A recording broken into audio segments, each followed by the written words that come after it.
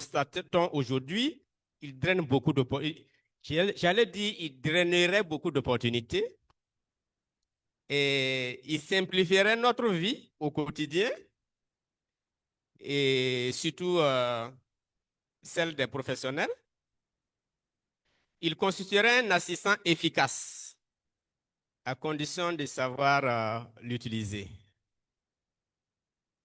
Cependant, beaucoup d'interrogations.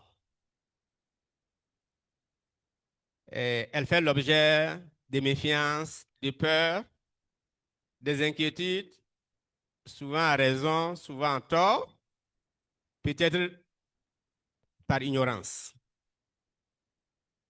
Alors, est-ce que moi, par exemple, en tant qu'entrepreneur agropastoral, est-ce que IA va venir renforcer mes compétences ou bien je dois déjà penser à m'inscrire à l'ANPE parce que IA conseillera directement mes clients sur le terrain? Est-ce que vous pouvez nous donner une définition simplifiée de IA et nous rassurer qu'on peut avoir une utilisation intelligente de IA pour donc réaliser nos projets? Merci, monsieur le modérateur. Déjà, une définition de IA, pour peut-être faire simple, c'est de faire en sorte que une application ou un logiciel, pour parler plus couramment, puisse mener un raisonnement qui s'apparente au raisonnement humain. Il y a des anecdotes que l'on donne souvent, mais je crois que tous dans cette salle, on commence au fur et à mesure à savoir ce à quoi on a affaire quand on parle de IA. Alors, IA aussi, c'est le quotidien de tous les jours, de tout le monde. Peut-être qu'on ne se rend pas compte, mais pour des gens qui utilisent régulièrement les smartphones, qui sont connectés sur Internet, il faut savoir qu'une bonne partie des informations qui parviennent sont des informations qui sont collectées, traitées, filtrées et suggérées par des IA. Notamment quand vous scrollez sur les réseaux sociaux, quand vous allez sur des plateformes de vidéos, ainsi de suite, il y a des IA derrière, en fait, qui font un travail à partir de vos habitudes sur le net. Maintenant, la question à savoir, est-ce que l'IA est à craindre ou bien est-ce que ça va remplacer les gens? Non, je ne pense pas.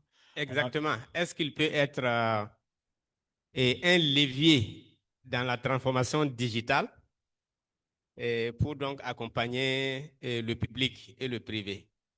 oui, je le dis et je l'affirme, mais ça dépend de comment est-ce que nous l'utilisons.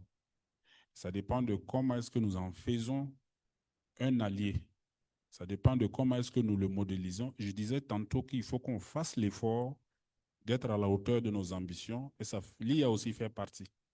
Si nous sommes dans une perspective de se servir des IA qui ont été développés par d'autres acteurs dans d'autres environnements, sur d'autres réalités, il faut savoir deux choses. Premièrement, c'est que nous sommes en train de créer une forte dépendance vis-à-vis de ces environnements qui ne sont pas les nôtres, mais aussi cette IA va subtilement nous diriger vers des modèles sociaux qui ne s'adaptent pas à nos réalités parce qu'ils vont nous suggérer des choses qui ne sont pas réalistes. Non, je pense qu'il faut être dans une dynamique de savoir se servir de cette IA de par nous-mêmes en les mettant en œuvre, en se servant des réalités que nous vivons à travers les données que nous produisons. Nous pouvons créer des IA, et du moins réaliser des IA, les entraîner pour qu'ils soient conformes aux aspirations que l'on a en termes d'assistance digitale. Moi, je pense que l'IA, c'est plus un assistant digital qu'une intelligence qui devrait être appelée à nous remplacer ou à faire des choses à notre place.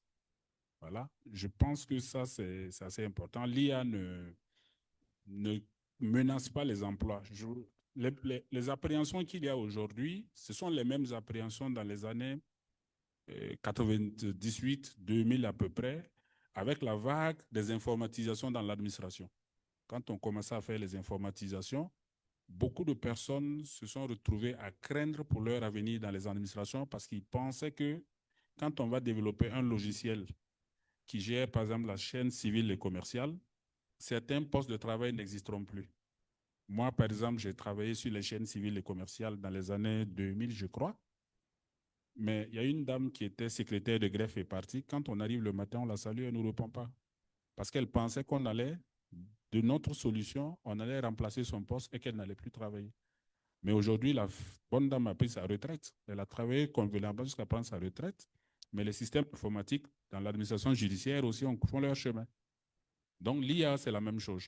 Ce qu'il faut dire, en faisant encore un parallèle avec les systèmes, la vague d'informatisation, quand on fait un système, un logiciel informatique pour gérer l'administration judiciaire du Burkina, c'est différent d'un système informatique pour gérer l'administration judiciaire aux États-Unis. Donc, quand on va aller aux États-Unis, au lieu de développer notre logiciel de gestion de l'administration judiciaire, on va aux États-Unis, on prend leur logiciel, on vient implémenter ici. Il ne faut pas qu'on s'étonne qu'on ait des ratés dans la gestion globale des procédures judiciaires parce qu'on a pris un outil qui n'est pas adapté. C'est la même chose que l'IA. Voilà. Donc, ça ne va pas remplacer les gens, mais il faut qu'on soit dans une logique de faire une IA qui s'identifie à nous. Merci. Merci. L'IA peut être